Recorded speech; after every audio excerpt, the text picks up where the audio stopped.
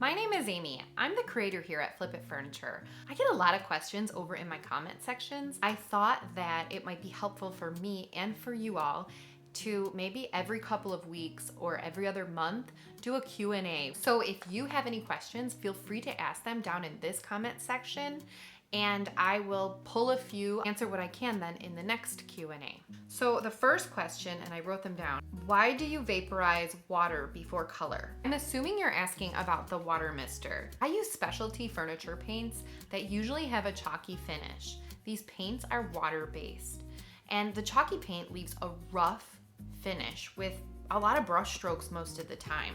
So instead of watering down my paint in the jar, I prefer the fine, well, this is empty, so it's gonna squirt out, but once it's full, it shoots out a fine mist. Paint dries quickly, so keeping it fairly wet allows me to get really creative with my finishes.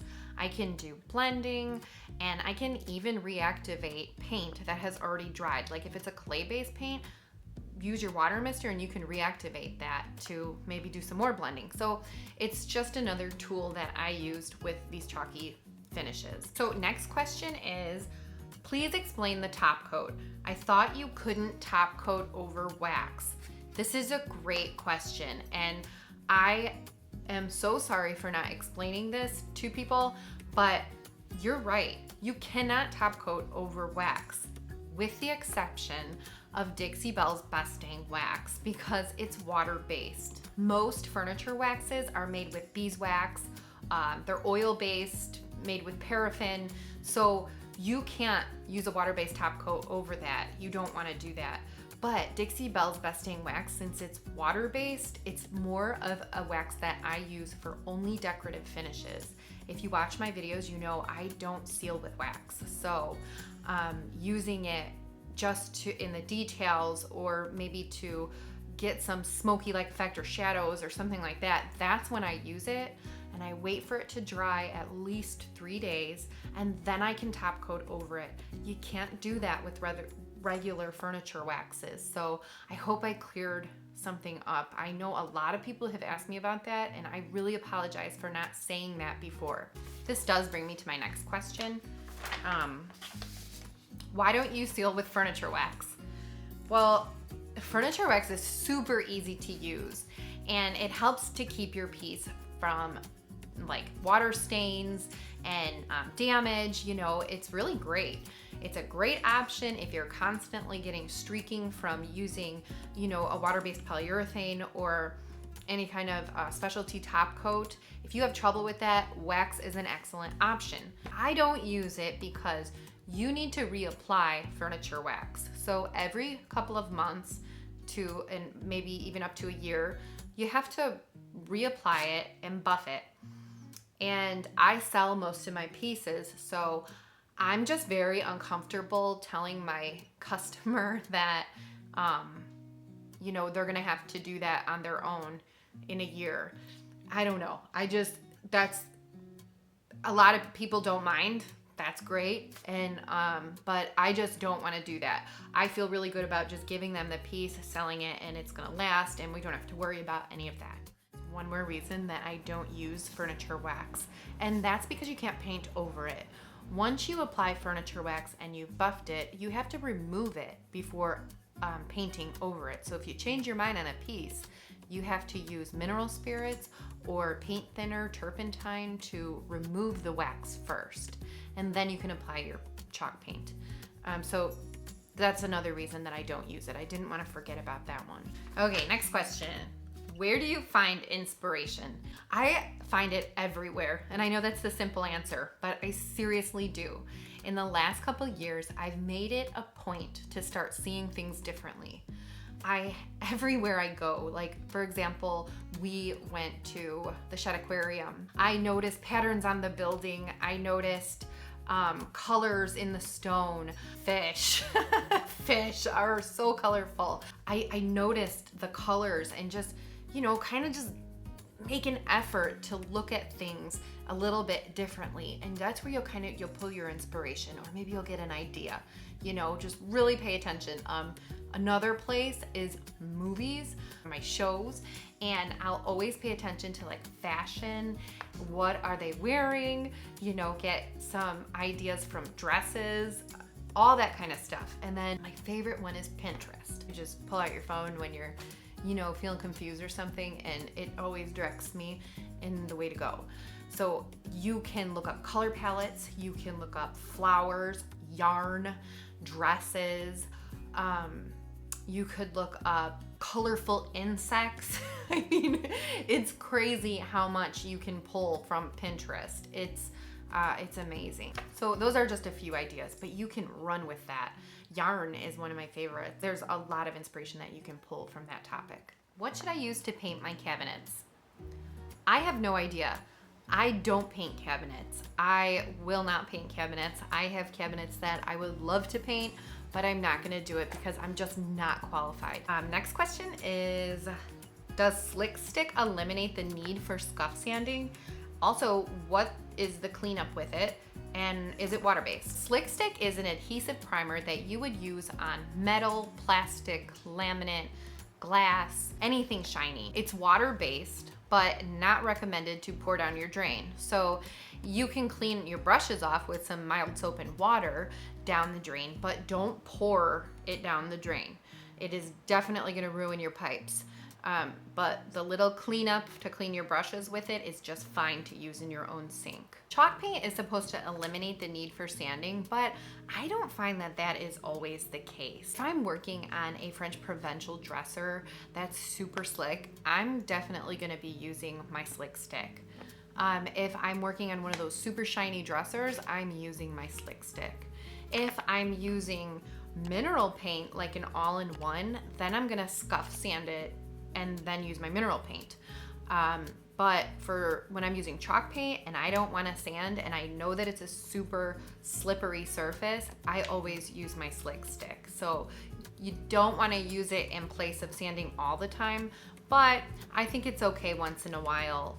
If it's a wooden piece of furniture and you know your paint is not going to adhere properly, I would use the Slick Stick. Why not? Why do you shellac before painting? I always use shellac. I know you guys see me use shellac a lot. I don't know if it's my bad luck or what, but I get some stinky pieces and I inspect these pieces. But for some reason lately, like in the last year, I don't know if because the pieces I'm getting are old, but they totally have an odor. I get them back to my house, or I just have one of those noses. I don't know. I never want to sell something to somebody that stinks. So shellac is a really great way to lock in those odors.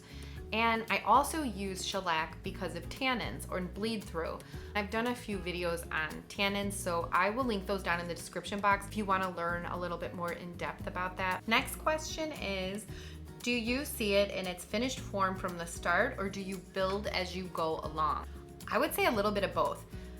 I always go into it having an idea of what I'm gonna do, but almost all the time that changes as I go along, and it just sort of forms into whatever it's gonna be. Why do you strip the paint off the piece? Wouldn't it be easier to sand it? Stripping paint off the piece is nasty. It's a messy job and I don't like it. I'm not a huge fan. I don't find joy in stripping the paint off the pieces, but I do find it necessary. Chalk paint can be smoothed out with some sanding paper and you can paint right over it. But when you have a piece that's been painted with latex, you do have to remove that latex because more than likely down the road that latex is gonna peel. So why don't I sand it? Because I don't wanna break my sander. I broke two.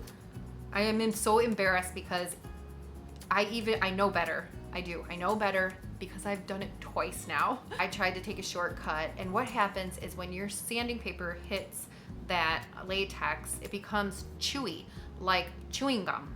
Like they call it gummy because not chewy, gummy. It becomes gummy like chewing gum.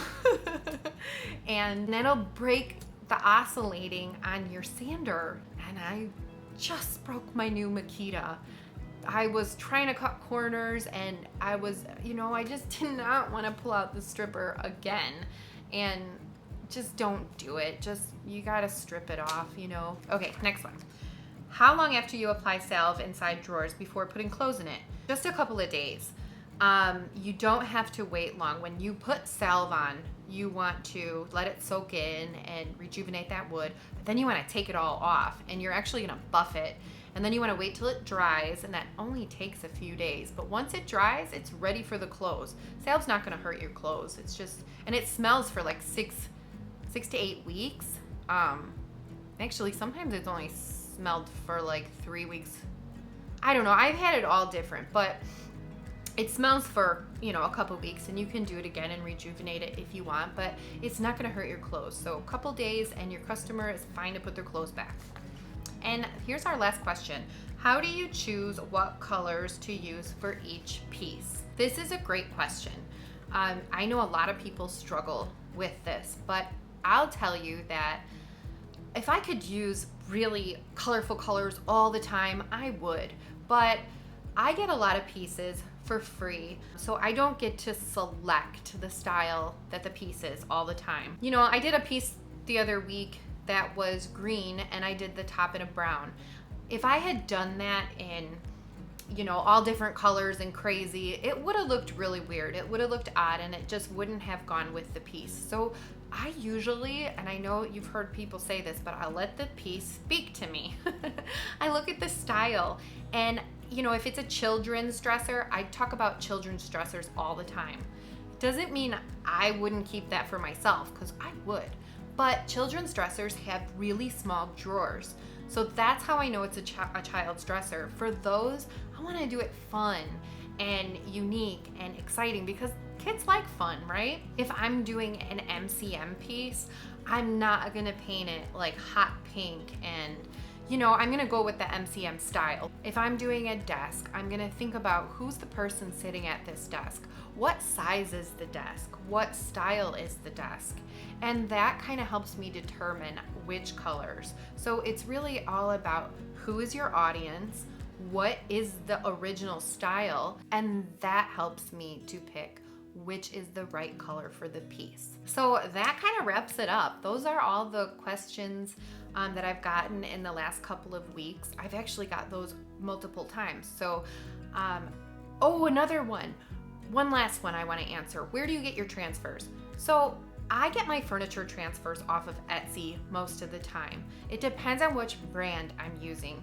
If I am using Redesign with Prima ones, I usually order anywhere from Etsy where they have a great deal. If I'm using Mint by Michelle, I'll get those from the Goody Girl shop. If I'm using Dixie Belle's transfer, I'll get those from Dixie Belle, or I'll see if there's a really great deal on Etsy, maybe free shipping or something like that, and then I'll get it from Etsy.